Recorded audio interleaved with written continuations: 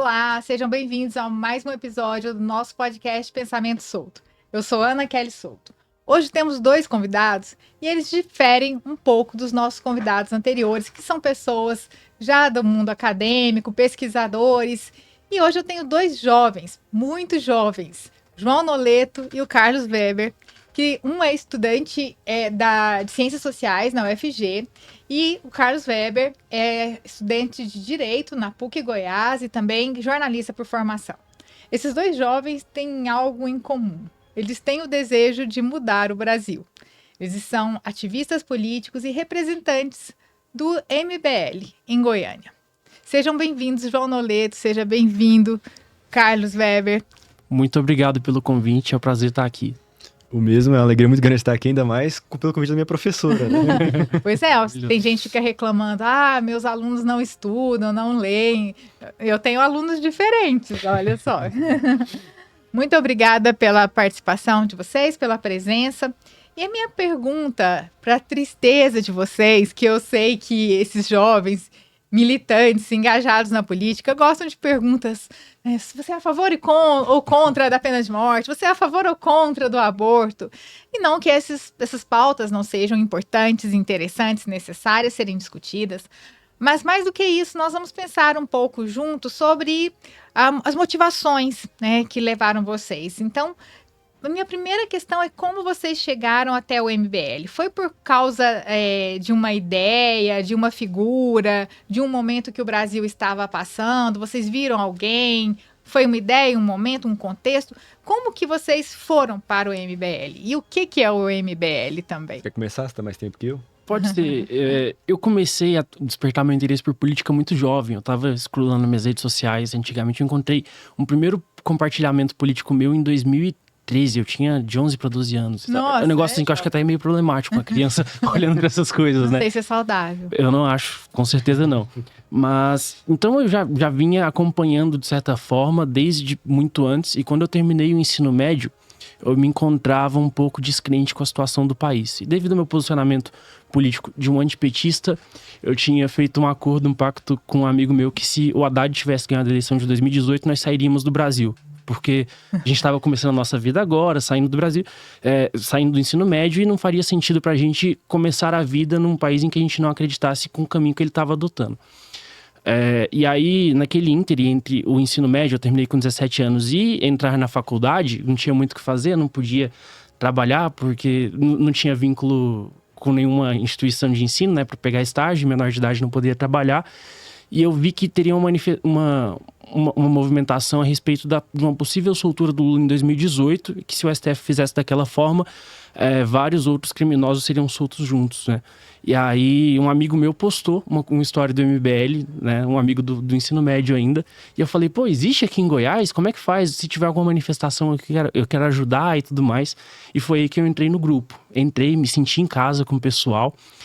Logo depois eu desenvolvi um trabalho no MBL estudantil, assim que eu entrei na UFG, coordenei a nível estadual, e depois disso, por mais que eu não tivesse minha pretensão política naquela época, parece que era meio como se fosse o meu destino, porque eu tentava sair, vi uma pauta que me puxava, que ganhava meu coração e sempre me levava. E aí eu tive várias empreitadas, desde 2022 fui para o Paraná coordenar uma campanha de deputado estadual.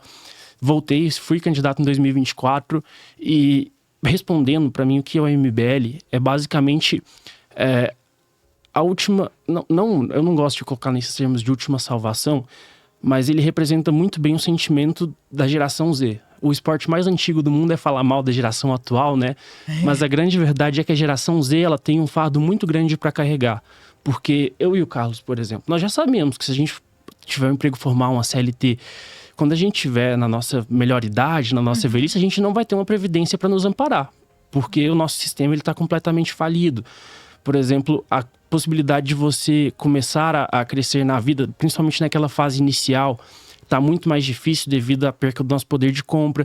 Então a geração Z ela se encontra numa encruzilhada, sabe? E se a geração Z não tomar as decisões difíceis que as gerações anteriores, eu falo com muito respeito aos mais antigos, né? Mas se a geração Z não tomar as decisões que as gerações anteriores negligenciaram, eu acho que a soberania do nosso país vai estar afetada de tal ponto em que, assim, inimaginável como se o Brasil fosse ser dissolvido.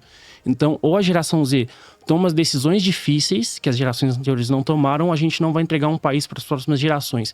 E para mim, que tem uma base de pensamento mais conservadora, imaginar esse pacto intergeracional, né, de pegar a sociedade que a geração dos seus pais te entregou e entregar uma geração melhor, um país melhor para a geração dos seus filhos, frente a essa possibilidade, eu acho que isso é um negócio muito urgente e o MBL ele representa justamente esse recorte geracional, principalmente da geração Z e dos millennials, né, que não tem nenhuma representação na política brasileira, que é comandada por pessoas de 80, 90 anos que ditam as cartas lá e a gente fica sobrando, a gente só tem como pagar a conta e não tem direito a opinar, nada disso. Então, que bom que vocês estão pagando conta, porque tem uns lá em casa dessa geração que não paga conta ainda não. Tá trabalho. E você, Carlos? Assim, minha trajetória é bem menos extensa também pela questão da idade. Você tem 23, né? 24. 24. Eu fiz 19 hoje, fiz aniversário pra mim. Hoje. Seu aniversário hoje, parabéns. Mas assim, a minha trajetória é um pouco engraçada, porque eu sempre gostei muito de jogar videogame. Aí, quando eu via, tem um canal que chama Central na internet, que ele basicamente fazia notícias de jogos. Aí noticiaram lá um tal de Kim Kataguiri falando sobre o marco legal dos games, que era um projeto basicamente para reduzir as taxações sobre jogos, a criação de jogos, enfim. Aí eu fiquei curioso para pesquisar mais, eu fui olhando atrás sobre o projeto e falei assim, cara, que projeto interessante. Aí depois eu sentei pra ver e comecei a ver as figuras políticas que a gente tinha. Isso já com 14 anos, falei assim, tá, tem essa galera que tá crescendo aqui, o Bolsonaro e tal, esse pessoal aqui. Mas eu falei assim, por que o MBL e esse Kim aqui, que estão com uns projetos tão legais, estão sendo tão atacados? Aí isso me despertou essa curiosidade de saber mais. Uma curiosidade realmente de conhecer o Movimento Brasil Livre e entender os pensamentos dele. Porque assim... uma coisa que a gente vê muito no mundo hoje é a tendência de que quando você tá no caminho certo, você tende a ser muito criticado, você tende a ser exilado, assim, das posições corretas. Tanto que a gente fala muito disso na sala de aula, que a gente falou da questão da justiça. Que muitas vezes você, fazendo a coisa certa, você fazendo o justo, você é taxado como um traidor, como uma pessoa que não vale nada. E essa curiosidade eu fui maturando e entendendo o que é o Movimento Brasil Livre. Então, assim, eu tô há 3 anos no Movimento Brasil Livre agora. Eu entrei efetivamente com os meus 16 anos. Tenho 19 agora, sou coordenador. Estou também junto com o João, dirigente partidário do recém-criado Partido Missão.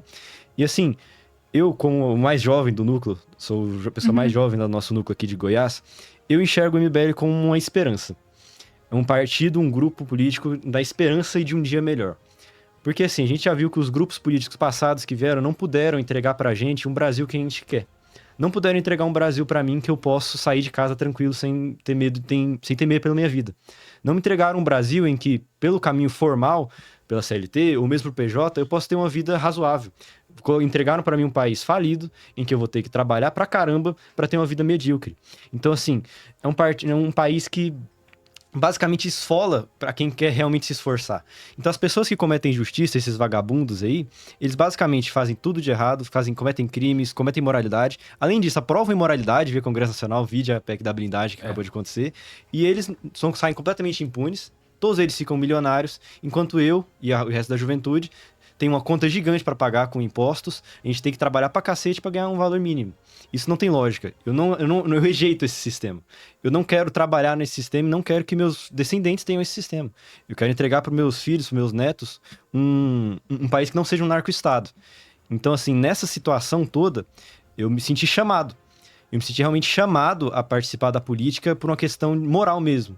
Eu tenho os 2 braços funcionando, tenho as 2 pernas funcionando, tenho a cabeça funcionando, tenho uma capacidade oratória não tão boa, mas razoável. Vai construindo. Razoável.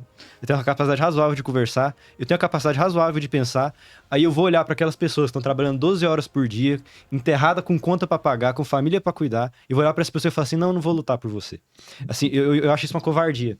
E eu acho que muitas pessoas da geração Z entenderam isso e estão aceitando essa luta. Para a geração Z, Kim Kataguiri, Renato Russo ou o meme do momento? Provocação para vocês, né? Mas assim, vocês falam muito de liberdade, assim, o que é ser livre para vocês no Brasil? O que é ser livre hoje no Brasil? Quer começar? Eu começo. Assim, a liberdade, eu não me identifico com o liberalismo hoje, o MBL já amadureceu, graças a Deus, que eu nunca fui liberal. Acho que você já cometeu esse erro, né, esse pecado de ser liberal. Mas assim, eu entendo a liberdade como as pessoas poderem fazer aquilo que é certo e aquilo que é justo vale a pena. No sentido de, assim, a pessoa que quer estudar, ela pode estudar uma área específica, trabalhar naquela área, fazer a ciência, estudar, enfim, produzir conteúdo científico, trabalhar naquela área que ela decidiu estudar e ter um sucesso. Ter a liberdade de fazer isso. A pessoa ter a liberdade de, como empresário, pô, eu tenho uma ideia legal, vou abrir uma empresa aqui, não vou ser atolado de impostos, não vou ser destruído pelo Estado. Porque assim, a gente vê muita gente criticando os patrões, porque, tô recebendo só um salário mínimo. Mas as pessoas não se lembram que o patrão tá pagando R$ 3.300, enquanto a pessoa recebe 1.500, porque o Estado está pegando esse valor. Então, para mim, a liberdade é isso, a pessoa poder trabalhar de uma forma razoável, ter uma vida razoável, e além disso, a pessoa ter os direitos humanos dela garantidos. Porque a direita bolsonarista comete o erro bem imbecil de simplesmente renegar os direitos humanos e falar que é direito dos humanos. E eu falo isso de uma forma formalística. Eu falo assim que direitos humanos é o direito dos humanos, por quê? Porque na prática hoje os direitos humanos estão sendo usados para defender os humanos. Só que a questão é a seguinte, o meu direito de ir e vir não está sendo respeitado. O meu direito à vida não está sendo respeitado em determinados bairros. Se eu preciso de determinado bairro à noite, o meu direito humano de vida não está sendo respeitado. O meu direito à propriedade não está sendo respeitado. Então, assim, nós temos que ter essas liberdades básicas mesmo do século XVIII garantidas. Nós temos que ter a liberdade de poder andar na rua e não ser assaltado, não tomar um tiro. Temos que ter a liberdade de ter nossas propriedades com segurança. Por exemplo, o seu carro tem isso filme? Não. Não tem isso filme? Isso é arriscado. Mas assim, boa parte das pessoas colocam isso filme justamente por medo de alguém ir lá quebrar a janela e pegar a bolsa que tá lá dentro. E essa questão vai de várias coisas que estão entremeadas no nosso dia a dia, a gente nem percebe, como ter muro em casa. Por que pra gente é normal ter muro em casa? Porque é iminente o risco de alguém invadir. Exato. Onde existe liberdade nisso, né? Então, assim, nesse sentido de liberdade, pra mim, é justamente a pessoa ter a liberdade de fazer aquilo que é certo e render.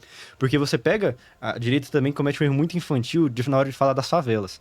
Porque a pessoa fala assim, como se a pessoa que tá lá e acaba entrando por esse crime, ela é exclusivamente culpa dela de sair no crime. Eu não creio nisso. Eu creio que, obviamente, a pessoa, na situação de merda, e ela decide ir pro crime, ela toma aquela decisão. Ela realmente toma aquela decisão.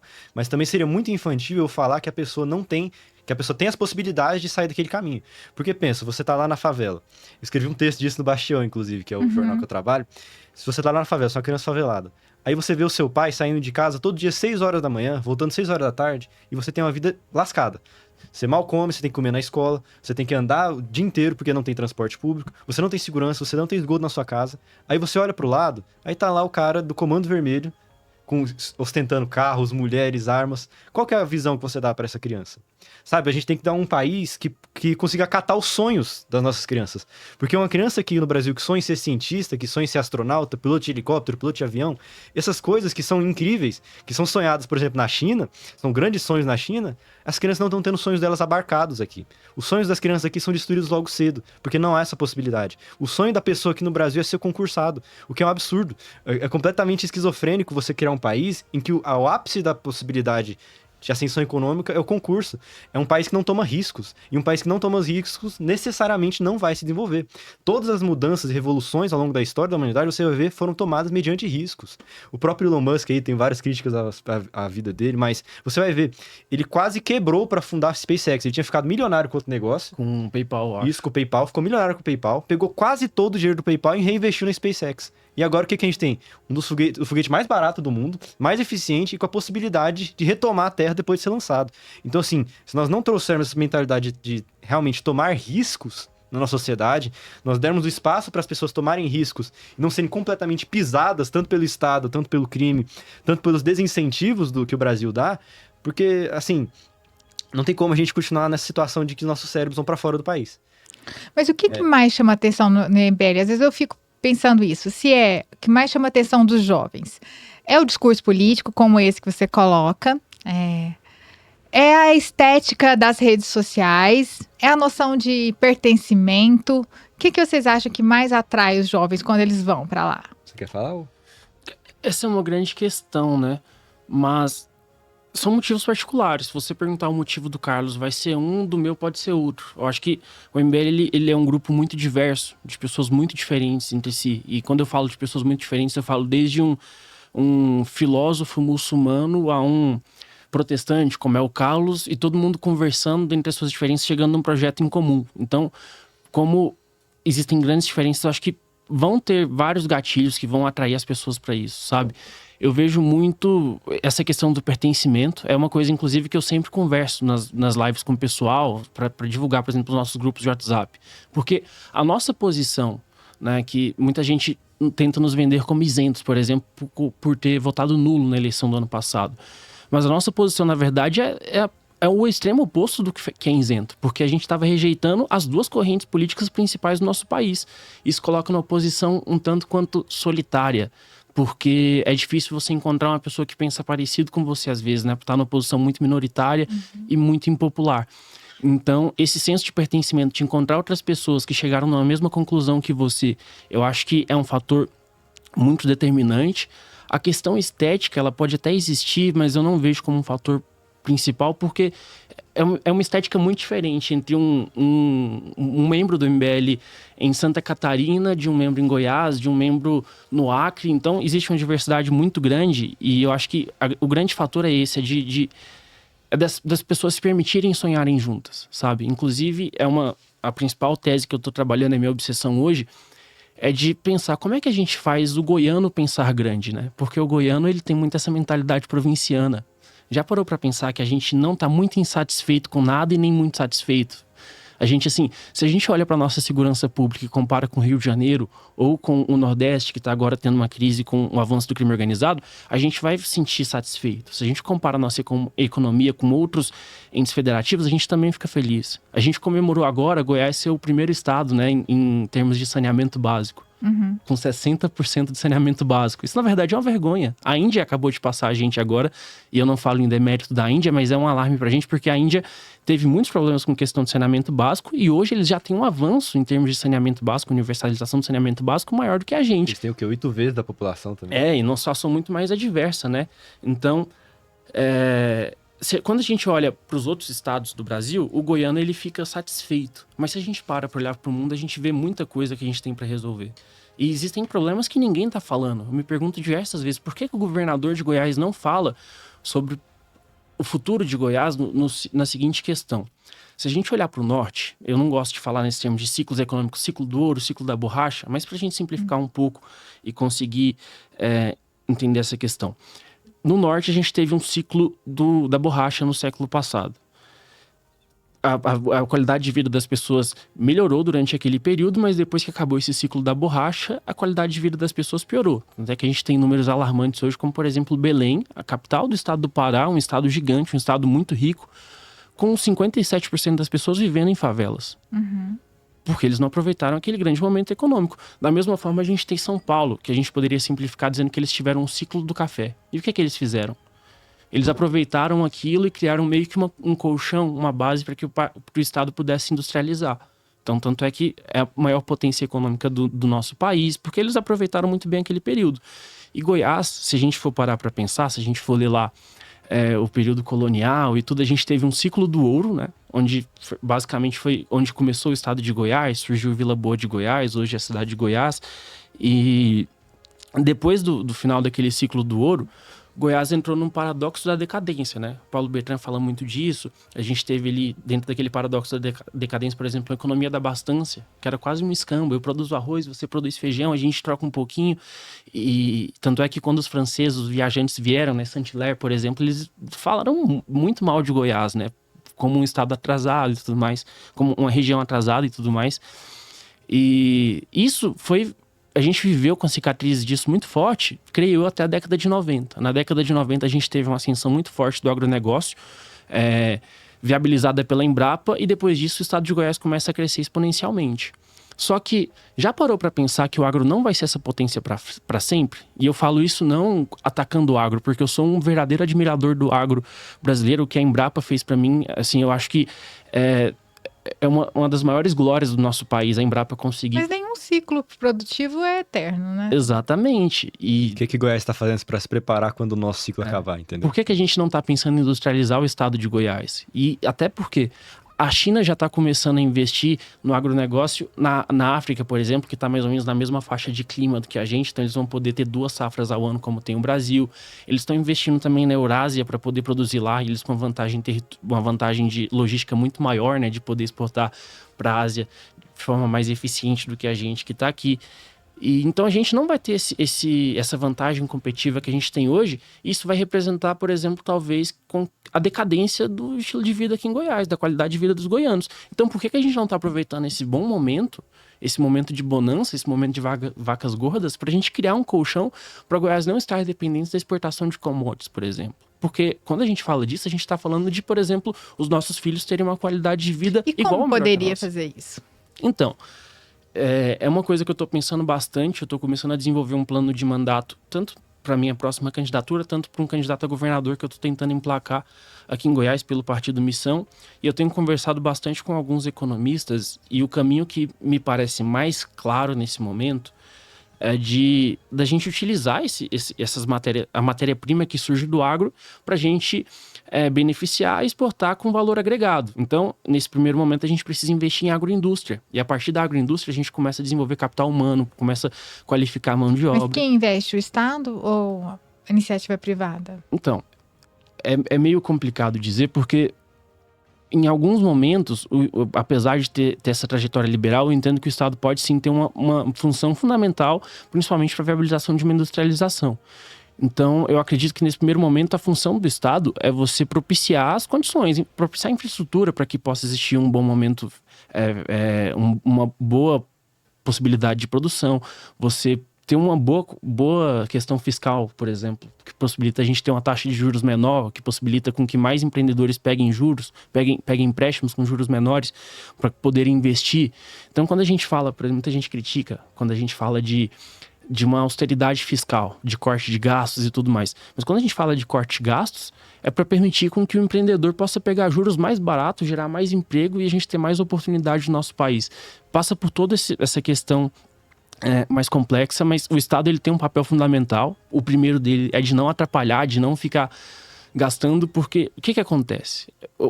O juro é o preço do dinheiro, certo? Uhum. Então, ele é definido por uma oferta e demanda. Qual que é a oferta? É o dinheiro que tem disponível, e a demanda é quem está querendo tomar empréstimo. Quanto mais gente tomando empréstimo, mais alto vai ficar a taxa de juros. Quando o governo gasta descontroladamente, como a gente vê hoje a nível federal, ele vai estar consumindo toda aquela oferta de crédito, de dinheiro na economia. Logo, vai sobrar menos dinheiro para as pessoas da iniciativa privada, para os civis. E isso dá um choque de demanda muito grande, né? O gasto do governo, e faz com que as pessoas tenham juros mais altos. Quem é que vai pegar empréstimo para investir numa padaria, por exemplo, para você ter um retorno, sei lá, de 10% ao ano, se a taxa de juros está 15% ao ano? Entende? Lógico. Então, o governo ser responsável com dinheiro público é propiciar mais possibilidades para a pessoa, inclusive para a nossa geração, que está muito sufocada nesse sentido. A geração de vocês está muito na internet, né? Muito nas redes sociais, a geração dos vídeos, de aprender com o YouTube, de aprender com áudio, livro, que é um jeito, né? Não vou fazer um julgamento se é bom ou ruim, mas é diferente. Muito. Vocês falaram que um dos motivos que vocês já mencionaram aqui, que quando vocês entraram no MBL, vocês se sentiram acolhidos, amigos que pensam igual, então essa noção de pertencimento. Mas do ponto de vista cultural, e aí me permita uma digressão, aqui é pensamento solto, pessoal, porque é um trocadilho com o meu nome, mas que a gente recebe muitas pessoas. Eu recebi aqui, tive a honra de receber o Edvar Madureira, que foi reitor da UFG por 3 mandatos consecutivos e agora é vereador pelo PT. E ele falou uma coisa muito bacana, né? Ele foi professor, foi coordenador de curso, orientou TCC, orientou mestrado, doutorado. Então, ele ocupou todas as funções dentro da universidade, e a universidade, por excelência, é o lugar do debate. Sim. Todas as coisas são votadas e o debate é pesado, porque além dos alunos, tem os professores, com currículos muito bons e que ninguém deixa para depois, tudo é discutido e muito bem sustentado, porque tem profissionais de todas as áreas, então tudo ele tinha que discutir. E ele falou assim, olha, a discussão fundamentada na ciência, em argumentos reais, válidos, e não a agressão, e não o palavrão chulo, e não a lacração. Então, ele disse que está tendo dificuldade na Câmara dos Vereadores, porque as pessoas vão para lá, elas não leram nada, não se informaram de nada, e vão para a tribuna falar para fazer corte para o Instagram. né? Então, como que isso... Vocês falaram do ponto de vista da amizade, que vocês se sentiam acolhidos. Mas do ponto de vista cultural, o que o MBL faz do ponto de vista cultural? Quais são os referenciais teóricos que vocês têm? Vocês têm uma escola de estudos? Como que é a formação dos líderes? Acho que essa é pra mim, não? Pode ir lá. Mas Então. sobre a formação dos líderes, eu te passo o gancho. Hoje, para você ser um coordenador, como somos eu e o Carlos, por exemplo, você tem que passar por uma formação de 2 anos, onde você vai estudar diversos temas, desde uma organização de um grupo, desde de temas filosóficos a questões do direito. Então, você tem uma formação bem ampla e ela é direcionada para o perfil de cada um. Então, desse ponto de vista cultural, o MBL ele tem um aspecto trino, né? Que é o quê? O universo Valete, que é onde nós temos a questão cultural da nossa revista, do livro amarelo, que é o nosso conjunto de teses, que vai também ser o plano de governo dos nossos candidatos. A gente tem também o MBL, que faz essa parte de militância, né? Enfim, de organização dos grupos, e tem o Partido Missão, que faz a parte política. E dentro dessa parte cultural, aí vai a questão do universo Valete, que tem a formação da Academia MBL. Eu sou monitor hoje de Goiás, Mato Grosso e Mato Grosso do Sul, acompanho de perto a formação dos nossos jovens e justamente para promover essa questão da proximidade, os alunos estão desde o início da trajetória deles, fazendo tudo junto, trabalhando em equipe e tendo essa formação de pensamento. Existem as pessoas que nós dividimos ali as casas, tem, por exemplo, os alexandrinos, que eles são destinados a pensar, que é o caso do Carlos, por exemplo. Então, a atividade deles é escrever um texto, enquanto a atividade do organizador de grupo é fazer uma manifestação, talvez. Então, esse aspecto cultural ele é muito forte, ele é basilar. Todo candidato hoje do MBL ele tem que atender ao que está escrito no livro amarelo, que é o nosso conjunto de teses. Quem não concorda com o que está lá, não está habilitado para ser um candidato dentro do nosso grupo. Então, essa questão cultural ela é muito forte e de formação de um pensamento, eu não digo que igual entre todos, mas... E esse livro amarelo não é igual à Revolução dos Bichos, os preceitos que vão sendo mudados, não, né? Não. Cara, é muito interessante fazer essa pergunta, por quê? Porque o MBL, depois de um amadurecimento político, a gente entendeu que a política tem que ser de uma forma mais sofisticada. Você vai ver na direita bolsonarista um mandato que é o fim e o meio é a mesma coisa. Ou seja, o meio da pessoa é o mandato e o fim da pessoa é a manutenção daquele mandato. Então é isso que você vai ver, essa galera nas redes sociais, quer ficar lacrando, quer ficar gravando videozinho. E não tem um problema em você gravar o vídeo de lacração pra chamar a atenção. A questão é a seguinte, se eu chego no Edvar, por exemplo, e faço assim, ô, seu projeto aí tá errado. E fico só por isso mesmo, eu tô só lacrando. Agora a questão é, a pessoa tinha que usar esse mandato e essas redes sociais como um meio pra trazer alguma coisa. Então, o Edvar, seu negócio aí tá errado. Mas eu proponho dessa forma. Então nós entendemos isso desde muito cedo. Tanto que a revista Valete, que eu te emprestei uma delas, é um dos nossos meios. Você vai ver lá escritores como... Você vai ver lá escritores como Chico Graziano, por exemplo, Orlando Lima, que é uma das principais bases que eu leio. É um grande escritor, você deveria dar uma pesquisada nele, ele escreve muito bem.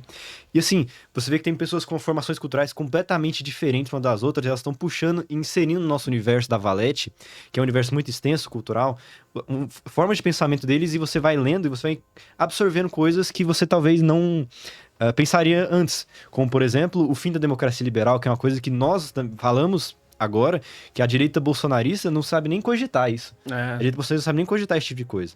Então, assim, a cultura é algo que a gente considera muito importante e nós incentivamos ativamente todos os nossos membros a lerem e a se especializarem em conteúdos. Coisa que o PT fez e o PT entendeu como necessário. Por isso que eles conseguiram a hegemonia que eles têm na universidade. Porque a questão é a seguinte, vou até revelar nosso plano aqui, porque somos transparentes. Um grupo político só se fortalece de forma séria num país quando ele está em todos os passos de poder. Então, um membro do MBL, eu fico orgulhoso de um membro do MBL se ele passa num concurso para promotor, para juiz, para analista judiciário, se ele ganha um mandato. Se ele é um excelente médico, vai lá para o Conselho Federal de Medicina, vai ganhar um cargo lá. Se torna um professor. Se torna um excelente professor. Nós incentivamos as pessoas a serem bem-sucedidas. E o nosso ecossistema justamente tenta trabalhar isso. É um mecanismo de excelência para as pessoas entrarem nos espaços de poder. Então, enquanto a direita bolsonarista... Mas você só citou empregos, não citou os empreendedores aí. Não, os empreendedores estão dentro sim também. Bem-sucedido. Você falou de concurso. Não, mas empreendedores também estão dentro. Eu tô falando assim, é porque é importante você colocar pessoas em todos os espaços de poder vigentes para que elas sejam influentes naquele meio. Então, um dos nossos maiores financiadores aqui em Goiás é um agricultor. Sim. Então, assim, nós também cooperamos com os empresários. Mas a questão é, se nós não tivermos pessoas nesses espaços, não adianta de nada. Então, enquanto você vai ver algum bolsonarista assim, não mande seu filho para a universidade, lá ele vai virar petista, vai ser doutorado, nós pensamos diferente. Nós pensamos em entrar na universidade, fazer um trabalho acadêmico sério, estudar, formar bons profissionais, e desses bons profissionais influenciarmos Então, o espaço essa lá dentro. estética pop, assim, que o MBL tem, você acha que não acrescenta a política, não torna menos meio. séria? É um meio. É porque existe uma Porque- grande questão também, que é o seguinte, a gente tem que pensar como é que a gente vai competir com esses caras que têm mandato hoje e que ganham milhões de reais pra fazer política. Porque, conversa de bastidor, tem vereador daqui de Goiânia que se gaba, falando que gastou 5 milhões pra ganhar uma eleição. O limite é 700 mil. Exato. Então, como é que a gente vai competir com esses caras que têm tanto dinheiro, que A por rede. muitas vezes utilizam para comprar voto? Então, a gente tem que ter uma boa isca. E eu falo até por mim, eu tive uma grande rejeição a isso. E até sobre o que o Edvar disse, será que os vereadores daqui de Goiânia, há 30, 40 anos atrás, liam os projetos e votavam com consciência? Tem um vereador dessa geração, um vereador aí de 6º mandato, que ele, esses dias, tentou alterar o Código Tributário do século passado. Não é nem que ele não leu um projeto que estava em votação, ele propôs um negócio completamente descabido. Então, será que essa questão do corte é só mais um fator de um cara que, de qualquer forma, não leria os projetos, né? E é só mais um fator ali de turbulência no nosso sistema político?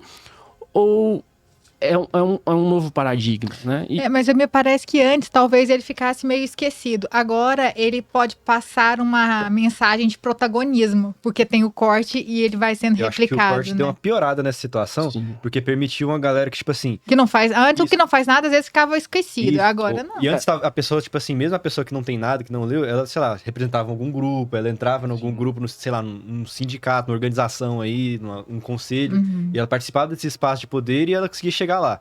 Agora, não, um TikToker entra. E o problema do TikToker é porque, assim, o TikToker não é um problema. O problema é que, tipo assim, a galera que faz o TikTok é só pelo TikTok. Então vamos falar nomes aqui, Nicolas Ferreira. O mandato dele é completamente inócuo. É um mandato sem projetos, um mandato que não serve pra nada. E a mesma coisa vale para Erika Hilton, É a que é mesma muito coisa. ativa em rede social, Exatamente. mas a produção parlamentar é muito baixa. Os dois são a mesma coisa. O mandato deles é inócuo e feito só pra passar uma mensagem. Então, tipo assim, o Nicolas Ferreira, ele é um excelente representante do voto dele. Porque a galera vota nele pra ele ficar lacrando na rede social. A galera não vai olhar os projetos deles. Enquanto um Kim Kataguiri, por exemplo... Eu falo isso não querendo exaltar a gente. Mas, se o Kim Kataguiri parar de produzir, a galera de São Paulo para de votar nele. Porque o Kim Kataguiri, o voto dele não é só por causa da ideologia, por causa do TikTok. É porque ele produz. Ele é o deputado mais produtivo do Congresso Nacional hoje. E o mandato dele é vinculado tanto ao TikTok quanto a essa produção. Então você tem que pensar nesse tipo de rede social como um meio para um fim.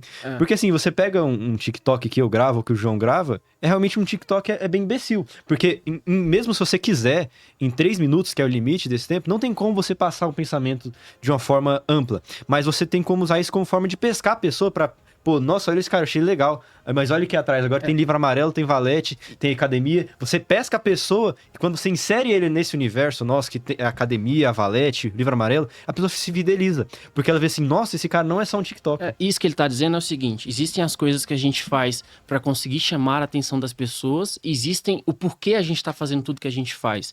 Então, eu vou citar uma experiência pessoal. Na minha primeira candidatura a vereador, né, no ano passado, eu basicamente não fiz pré-campanha, não gravei muitos vídeos. Meu plano de minha pré-campanha foi conversar com os melhores profissionais que eu conhecia. Médicos, enfermeiros, professores, economistas, e criei um plano de mandato ali com 30 propostas, eu reduzi para 25 propostas no final. E o começo da minha campanha foi apresentar esse plano de mandato.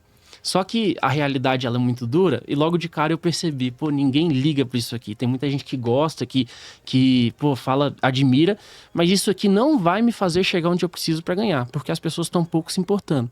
Então, às vezes a gente tem que dar aquilo que o público quer, mas não só por isso, né? Mas a gente tem que dar aquilo que ele quer para chamar a atenção dele e mostrar uma outra coisa muito mais complexa e muito mais profunda. A gente precisa de uma boa isca para colocar a pessoa num funil de conversão de verdade e ela entender esse nosso projeto de país. Isso casa muito com uma outra tese também, que eu acredito que existem 2 tipos de políticos.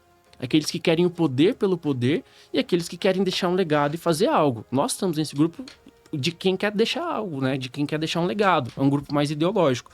Existem aqueles que querem o poder pelo poder, e aí você pode encontrar desde um vereador fisiológico, um deputado fisiológico, que vai sempre votar com base no que o executivo mandar, para ele receber mais verba, receber mais cargo, ganhar mais dinheiro, para ele poder comprar votos, se reeleger e enriquecer no meio desse processo. Então ele quer o mandato pelo mandato. Ele quer o prestígio, ele quer a fama de você ser um político, ele quer só as benesses. Ele não quer, de fato, fazer aquela jornada do sacrifício para construir algo mais profundo, né? E dentro desse grupo também dos que querem só o poder pelo poder, tem os caras que se vendem por like.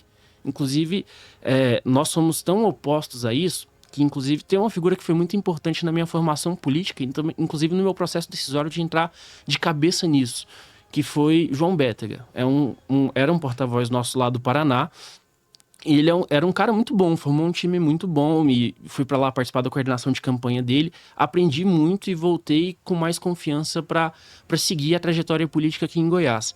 Só que esse cara, quando a gente fez ele ter 30 mil votos na eleição de 2022, ele não ganhou por uma questão partidária, teve mais votos do que alguns eleitos. E em 2024, agora, ele foi eleito vereador de Curitiba como o terceiro mais votado da cidade, com mais de 12 mil votos, coisa assim. Só que quando ele estava no mandato, ele tinha uma equipe de, por exemplo, tinha um jovem, que inclusive, quando eu tava lá, eu peguei muito no pé dele para ele entrar no movimento e tal, que ele, com 17 para 18 anos, ele aprovou um projeto de lei na Câmara dos Deputados. A média para um deputado aprovar seu primeiro projeto de lei na Câmara dos Deputados é 5 anos. Um jovem atuando de forma voluntária, ele conseguiu articular um bom projeto de lei e aprovar ele na Câmara dos Deputados com 17 anos. Era esse cara quem fazia as propostas do Bétega. E ele fazia projetos incríveis. Aí o Bétega falava, não vou postar isso porque não dá like. Aí tinha uma denúncia e ele falou, não vou fazer essa denúncia porque eu vou perder like e vou perder popularidade. Da opinião pública. Virou um refém do like. E aí o que a gente fez? Aquelas pessoas que estavam lá, que sonharam naquele mandato junto com ele, e elas não sonharam no mandato para ter um bom salário, para ter o poder, para ter o prestígio. Elas sonharam para ter poder de transformação. E aí, o que elas fizeram? Foi a primeira vez na história, pelo menos eu nunca vi um outro caso aqui no Brasil desse sentido, em que todos os assessores demitiram o vereador. Eles saíram, ele ficou sozinho, isolado e foi expulso do movimento. E pra nós, assim, é uma grande perda. Perder um cara de 15 mil votos na cidade, do ponto de vista político... Grande perda nada. Não, do ponto de vista político... Enfraquece, nenhum partido tomaria essa decisão. Mas do ponto de vista da coesão do nosso grupo e do nosso objetivo de ter esse poder de transformação... assim, eu acho que foi uma grande vitória se livrar desse cara, sabe? Então, existem esses caras que são reféns do like e essa é uma grande questão também porque nós temos uma crise de liderança no Brasil. A rede social ela criou meio que um fenômeno de que nós não temos líderes. Tem cara com 1 milhão de votos que não é um líder. Por quê? Ele não prega aquilo que ele acredita e não influencia as pessoas. Ele é um repetidor daquilo que a opinião pública quer escutar. Vocês percebem em vocês contradição com o que vocês falam e na sua vida privada, quando você está sozinho, no seu quarto com a luz apagada? Eu acho que a questão da vigilância ela tem que ser sempre muito forte, mas eu vejo muita coerência em tudo que a gente faz com o que a gente prega.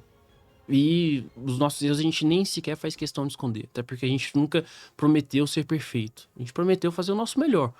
Então, obviamente, existem erros no meio do caminho, nenhum erro de intenção, e por isso eu acredito numa coerência muito grande, assim, e não vejo uma confusão entre o que a gente prega e o que a gente faz na vida privada. Eu acho que seria até antiético pregar uma coisa e fazer outra, né? Ser antiético mas às vezes nem sempre a razão arrasta a vontade, porque são coisas distintas.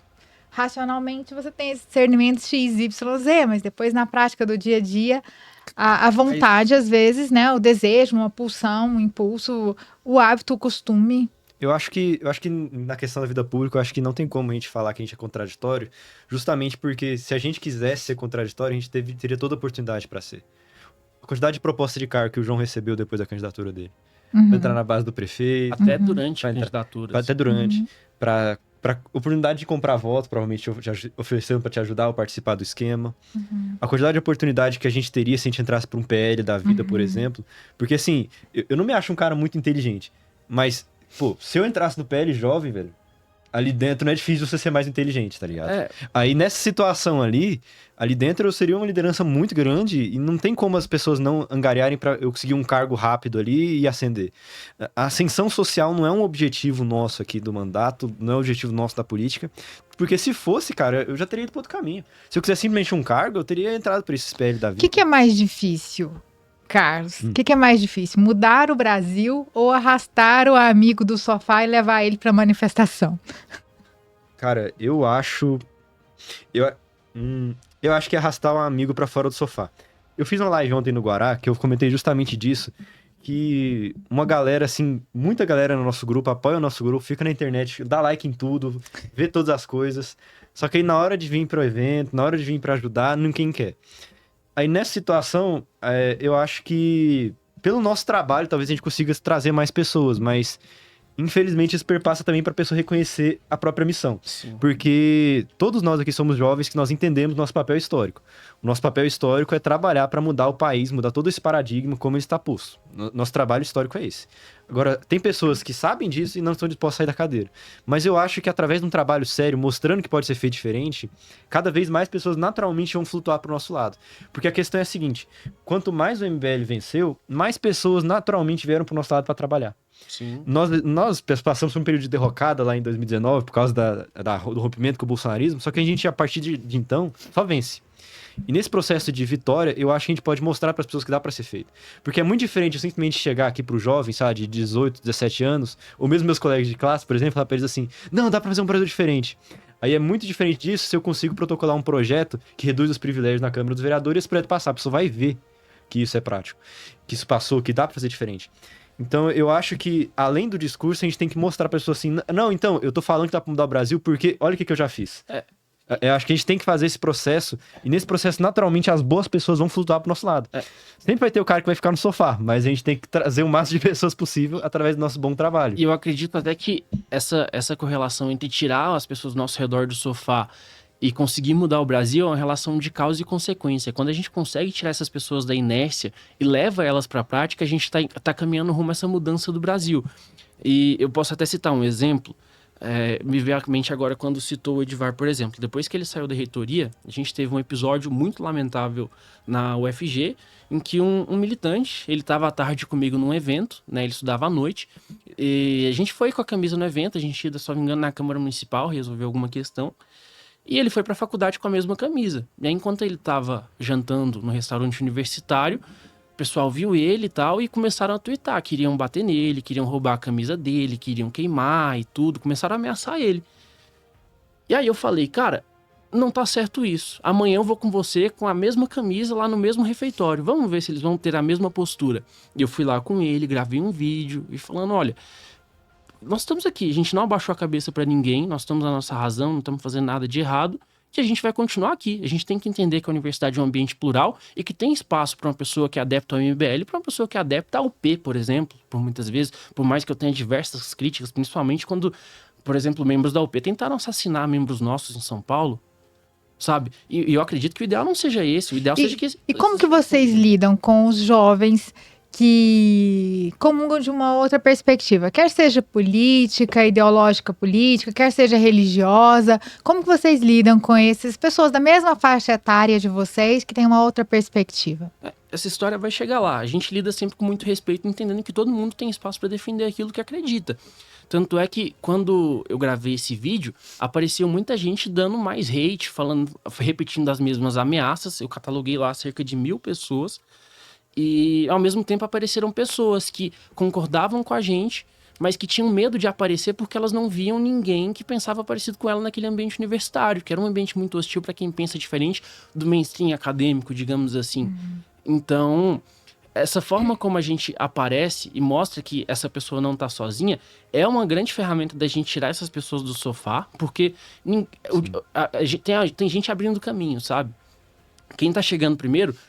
O que eu fiz, por exemplo, quando eu era aluno da academia, eu acredito que abriu espaço pro Carlos quando ele foi aluno da academia MBL. Não e só, o que ele cara. faz hoje é abrir caminho pros outros. Cara, não só, assim, você vai ver, eu vejo a trajetória das pessoas nos espaços políticos, vejo você, por exemplo, na UFG, isso me inspira a fazer o mesmo na PUC, defender os meus posicionamentos quando cabe. Não ficar atrapalhando aula igual determinados leões aí, né?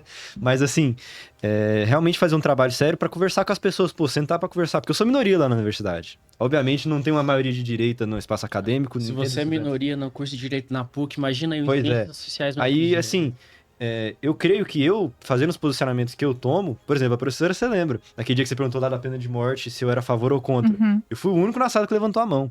E isso... Perdeu ponto. Perdi ponto. Quero te dizer que já tá negativo. Mas assim, esse tipo de situação, de coragem de falar o que tem que ser, o que eu acredito de verdade, eu acho que inspira as outras pessoas. Porque eu tenho amigos naquela mesma sala que acreditam na mesma coisa, que não tiveram a coragem de levantar a mão. E esse tipo de atitude, de ter coragem mesmo pra defender aquilo que você tem como crença sem medo, eu acho que é absolutamente indispensável se você quer trazer mudança. Agora, essa questão dos outros jovens que comungam de fé diferente, de pensamento diferente. Cara, se você comunga de pensamento diferente e você não quer me bater, me agredir, me matar, tô em paz. Pô, maravilha. Agora, assim, a questão é... eu não vejo com maus olhos, por exemplo, a pessoa que pensa diferente e é jovem e é engajada. Eu tenho um amigo meu lá na faculdade, por exemplo, Daniel Pires. Ele é um cara que tá na UJS. Ele é um amigo meu, discorda de quase tudo. Mas ontem ele tava postando uma story meu me parabenizando, por exemplo, porque eu gravei um vídeo contra a PEC da blindagem. Sim. Ele é meu amigo. E nós pensamos completamente diferente, nós somos diametralmente opostos. Só que nós dialogamos. Agora, eu acho até importante ter essa questão da diferença, porque quando você se insere numa bolha só, achando que aquilo só seu é certo, isso abre espaço para muitos radicalismos. Você pode simplesmente entrar numa bolha tão grande, você ir aumentando assim o nível do seu pensamento, de forma que você nem enxerga que você está sendo radicalizado por um lado ruim. Ao ponto de comemorar a morte de outra pessoa. Ao ponto de comemorar a morte de outra pessoa, que é o que eu ia falar agora. A questão do Charlie Kirk, por exemplo, que foi assassinado lá nos Estados Unidos. Ele era um cara completamente aberto ao debate. Eu acompanho a política americana e ele tá longe de ser o cara mais radical. Longíssimo de ser. Tem as figuras lá que são completamente bizarras. Ele tá longe de ser esse cara. E ele justamente abriu esse diálogo. E eu creio que esse diálogo deve ser aberto. Tanto que, assim, se alguém lá da faculdade convidar eu pra fazer um debate, pô, na hora. Não tô nem aí. É o debate, cara. Vamos conversar, sentar pra conversar. Essa é a forma que deve ser feita numa democracia. Uma forma madura de resolver os problemas. Agora, determinados grupos, como a UP, que você falar que não tem problema, a questão é a seguinte...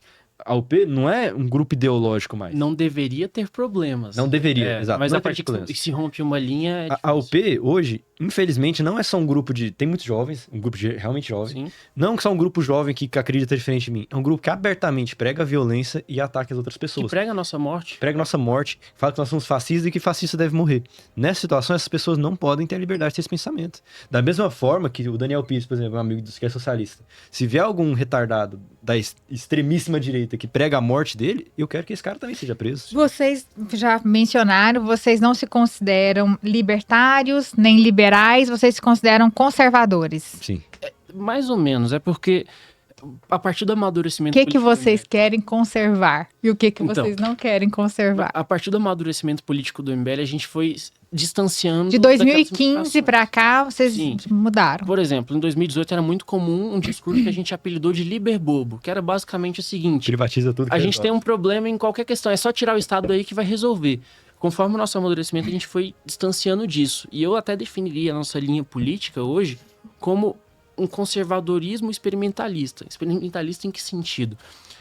A nossa iniciativa, que vai ser o plano de governo do nosso candidato a presidente do Livro Amarelo, ele parte do seguinte pressuposto: analisar a nossa história para entender onde é que a gente está e analisar as experiências ao redor do mundo em que eles tiveram êxito na resolução de algum problema que a gente está passando. Então, quando a gente fala de domínio do crime organizado, por exemplo, eu, obviamente, vou olhar para El Salvador, porque é um país do sul global, com um problema muito parecido com o nosso, sobre as gangues, o crime organizado lá, e eles conseguiram resolver até o momento. Então, é interessante a gente analisar, e o que aconteceu lá que dá pra gente aplicar aqui? A mesma coisa a gente olhar para... Por que na década de 80 a produtividade do sul-coreano era semelhante à produtividade do brasileiro, e hoje a produtividade deles é N vezes maior do que a nossa? O que eles fizeram nesse processo que a gente não fez, e o que dá pra gente aplicar aqui para correr atrás desse prejuízo? Olhar para, por exemplo, os países do leste asiático ali que estão se industrializando e estão crescendo, o que eles estão fazendo que a gente não está fazendo, o que pode aplicar aqui? Então, olhar para essas diferentes realidades, encontrar a semelhança entre os problemas e ver o que dá para a gente adaptar e aplicar aqui. Por isso, nesse sentido, eu acredito que é um conservadorismo experimentalista. E aí, respondendo o que a gente quer conservar, primeiro, a gente bebe muito da fonte do liberalismo político e do conservadorismo enquanto uma tese filosófica. Então, não dá para a gente ignorar a questão do pacto intergeracional, de receber as instituições que as gerações anteriores nos entregam, preservá-las, melhorá-las para entregar uma condição melhor para a próxima geração. Então, eu acho que é esse sentido de conservar as instituições, até porque a gente não vai conseguir entregar uma estabilidade, algo correto, algo melhor para a próxima geração com revolução, destruindo tudo. Se a gente chegar lá e colocar fogo em Brasília, a gente vai entregar um país pior para as futuras gerações. Então, a conservação nesse sentido, de conservar as nossas instituições e mudá-las da forma como é prudente se fazer.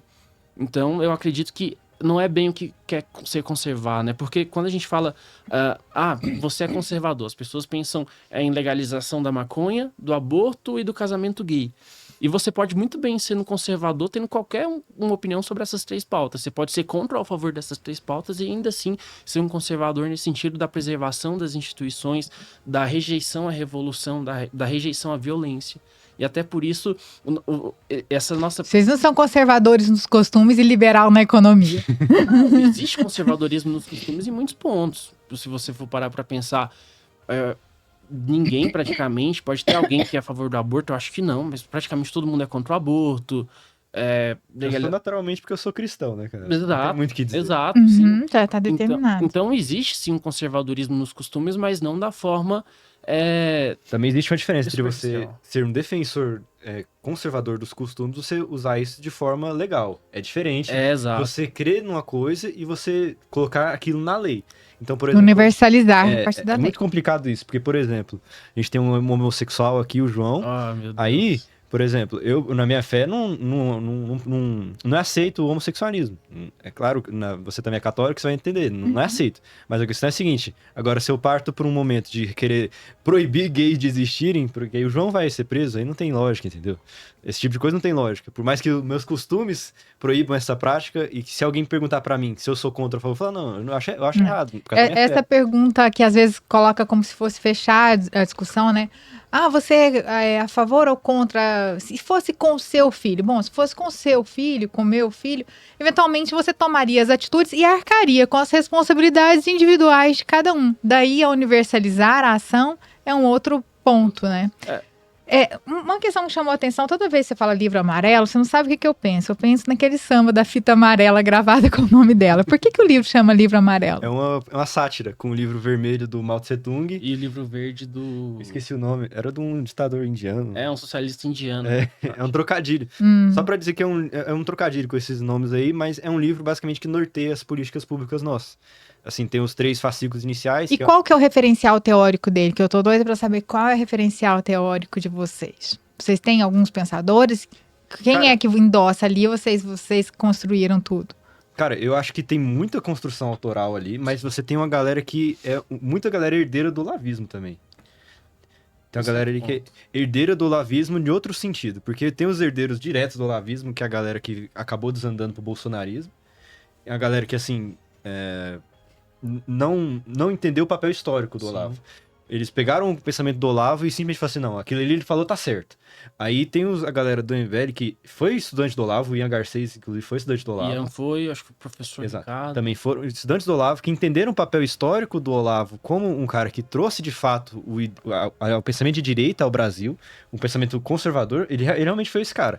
Entendeu esse papel histórico e agora tá pegando esse legado para construir uma direita realmente diferente. Assim, porque existem fases do Olavo, né? O Olavo... Sim. Principalmente antes das redes sociais, ele escreveu muita coisa que faz sentido. Inclusive a tese dele do imbecil coletivo. Aquele livro é excelente. Que no final da vida dele, ele se tornou a representação do imbecil coletivo. Quando ele chega e fala, não existe mais conservadorismo, não existe mais direita, agora é Bolsonaro. Ele se tornou o imbecil coletivo que ele escreveu na obra dele. Então existe muita coisa boa na obra dele e que deve sim ser separada do que ele fez no final da vida dele.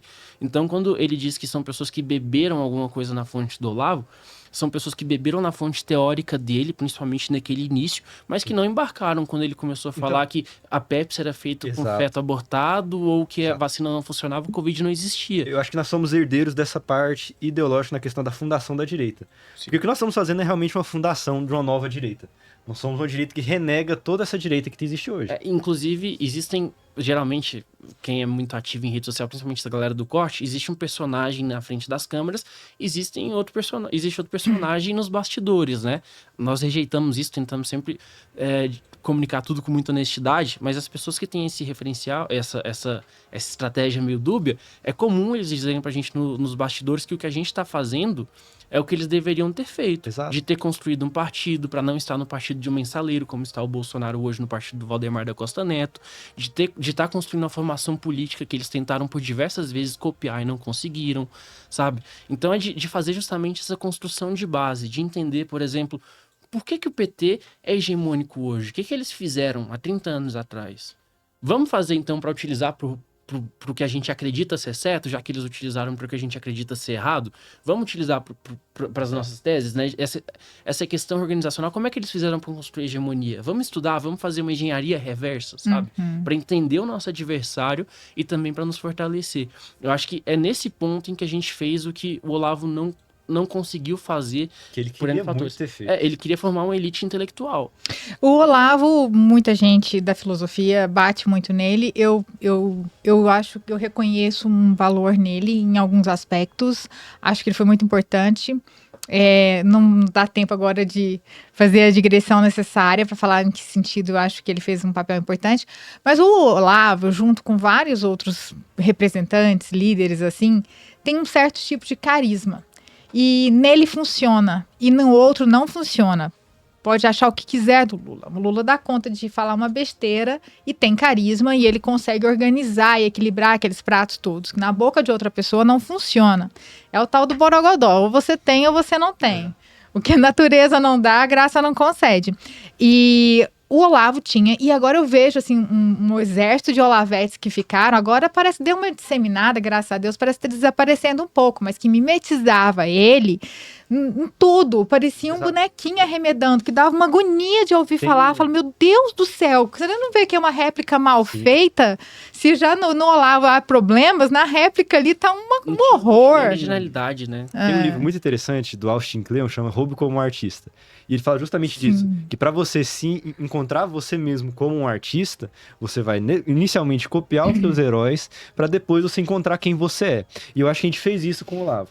Bebemos daquele que realmente foi um dos fundadores da direita, se não o fundador da direita do Brasil. Assim, ele é o cara que trouxe esse pensamento, trouxe a possibilidade... E já começou na internet, né? Começou. Porque quando ninguém usava, ele já tinha blog. A primeira vez que eu ouvi falar do Olavo foi em 2003. Eu me lembro que já tinha um blog que era bem raro. Aí eu entendo que nós bebemos dessa fonte dele e estamos criando o nosso próprio agora. Nós entendemos o que ele falou. Aquele falou que estava completamente correto, de você tem que fundar uma direita que tome os espaços, você tem que formar a elite intelectual. Nós acreditamos nisso. Nós entendemos o papel histórico dele, estamos herdando essa parte que ele trouxe para nós. E falamos assim, não, cara, tem algumas coisas que você fez errado ali, vamos fazer o nosso jeito aqui agora. Pegar isso aqui que você falou que tá correto e seguir o caminho da nossa forma. E essa galera Olavete, eles não entenderam isso. Eles não entenderam que para você criar a sua própria identidade, você tem que pegar a inspiração dos seus autores que você gosta e ser você mesmo, cara. Assim, você não pode ser uma cópia um do outro. Tipo assim, eu não posso querer ser uma cópia do Kim Kataguiri, eu não posso querer ser uma cópia do Renan Santos. Eu tenho que ser eu tenho que ser o Carlos. Então assim, se você for conversar comigo aqui, ou na faculdade, ou jogar um videogame, ver um filme, sei lá, eu vou ser o mesmo Carlos, porque eu sou eu. Eu bebo das fontes, eu entendo o papel histórico de cada uma delas, e eu crio o meu próprio pensamento. Aliás, o jovem Carlos Acutis, que agora é santo, ele fala exatamente isso. Ele fala, nascemos todos originais e morremos fotocópias. Gente, nós estamos caminhando para o final do nosso podcast e agradeço a presença de vocês, mas eu tenho uma pergunta direcionada aos dois, respondam com uma palavra. Se vocês tivessem a oportunidade de mudar alguma coisa no Brasil, se você tivesse agora, o que vocês mudariam? Uma coisa. Pã. A natureza política do brasileiro. A natureza? É. Vai mudar a natureza? Como é que muda a natureza? Exato. É uma utopia, não tem como. Não tem como a gente romper com o patrimonialismo, com o personalismo que está na identidade nacional do brasileiro. Mas se não tem como mudar, então não, como é que faz, né? Como uma utopia, sim, mas e esse é o grande dilema. Os nossos planos... Uma coisa específica, uma ação. O que você mudaria? Ação. Porque se a natureza... Eu tenho a resposta. Vai lá. A Constituição. A Constituição? Eu pensei nessa, mas eu queria algo mais profundo. Não, besta demais. Na canetada? É a Constituição. Não só por causa das falhas inerentes a ela, mas também porque ela representa um tempo que já passou. As pessoas perderam a crença no Pacto de 88, e eu acho que essa é a parte mais importante dessa necessidade de mudar a Constituição. A galera do Partido Missão, do MBL, todo mundo fala dos motivos técnicos da Constituição não valer. Mas eu acho que o mais importante é que as pessoas perderam a crença no Pacto de 88. As pessoas não acreditam mais que esse pacto vai dar certo. Você viveu, por exemplo, o movimento das diretas já. Você viu naquele momento lá a esperança das pessoas no Brasil melhor. As pessoas não veem mais no Pacto de 88, que tem como representante máximo a Constituição, não veem mais esperança nesse pacto. Que esse pacto é o que trouxe o Centrão pra gente. Esse pacto é o que trouxe essas instituições engessadas que não trazem mudança. Então eu creio que o Pacto de 88 tem que ser completamente destruído. E isso perpassa primeiro pela Constituição. Temos que criar uma nova Constituição em que as pessoas acreditem, que você traga de novo um sentimento de esperança nas pessoas. As pessoas têm que ter a esperança de que existe a possibilidade de um país melhor. E eu acho que, para isso, perpassa pela destruição desse Pacto de 88. Porque você vai ver juristas, professores, advogados, população em geral, todo mundo está insatisfeito com esse pacto e muitas vezes não consegue apontar o motivo. Mas o motivo é o Pacto de 88 e a Constituição. Você só vai ver as pessoas defendendo a Constituição justamente quem mama dela. As pessoas que têm os privilégios mantidos pela Constituição, esses são os únicos grupos que realmente pregam pela manutenção da Constituição de 88. E isso é regra. Você vai perguntar para qualquer pessoa, seja ela socialista, conservador, liberal, enfim, qualquer espectro político, a pessoa não gosta. Como seria essa mudança? Revolução? Não. Uma nova constituinte, de forma... Assembleia Nacional Constituinte. De forma democrática. De forma democrática. Muito obrigada. E para encerrar nosso podcast, o que a mãe de vocês acha disso? Eu acho o que ela me expressou até o momento é um misto de orgulho e preocupação. Porque ao mesmo tempo que a gente está sendo ameaçado de morte, a gente está trilhando um caminho que talvez fosse inimaginável, pelo menos para a realidade de onde eu vim. Ninguém na minha família se envolveu com política, ninguém nunca imaginou. E foi uma grande surpresa que eu percebo que algumas pessoas sentem orgulho dentro da família, mas ao mesmo tempo muita preocupação. Eu tento até blindar das ameaças que eu recebo, de tudo, de todos os problemas que vêm em decorrência, mas esse misto de orgulho e preocupação. Eu acho que minha mãe é a mesma coisa, tanto que eu falei pra ela quando eu ia vir pro podcast, ela falou assim, nossa, depois você manda a gravação. Só que aí depois, no dia anterior, ontem à noite, inclusive, quando ela viu aquela notícia lá do delegado que foi assassinado, ela falou assim, nossa, Carlos Eduardo, vocês vão brigar com esse pessoal aí? Ela tava preocupada. É esse misto, cara. Porque eu vejo, pelo menos nos meus pais, por exemplo, que houve aquele sentimento de que não dá mais mudança por causa desses caminhos que a gente tem hoje, por causa dos políticos que tem hoje. Botaram muita esperança no Bolsonaro naquela época, 2018. E não deu certo, e assim, ficou tipo assim, não vai dar certo mesmo. Aí quando a gente mostra para nossos familiares que existe um caminho e que nós estamos dispostos a trilhar esse caminho, eu acho que traz essa questão do orgulho. Mas justamente a preocupação também, porque nossos inimigos são muito grandes. Facções, o centrão, a esquerda, o bolsonarismo. Nós temos inimigos muito maiores que nós. Somos realmente o Davizinho diante do grande Golias. E a descrença dessa outra geração, só para finalizar, ela vem muito não só de ter apoiado o Bolsonaro e viu que não deu certo. Essa geração viveu no regime militar, apoiou as diretas já, apoiou o Collor, apoiou Lula, apoiou Bolsonaro, e em todas as vezes eles tiveram um fracasso. Então eu compreendo completamente um boomer ser descrente com a realidade do nosso país, mas a gente não pode ceder para essa descrença porque a gente tem uma vida inteira. Esse é o papel dos jovens. Nós contamos com vocês. Continuem nessa busca de buscar um país verdadeiramente, genuinamente, né, racionalmente, apoiado na ciência, e não em achismos, que tenhamos um mundo melhor, precisamos. Muito obrigada pela presença de vocês, agradeço profundamente. Obrigada a você que está nos assistindo. Se inscreva no canal, compartilhe esse vídeo e até a próxima.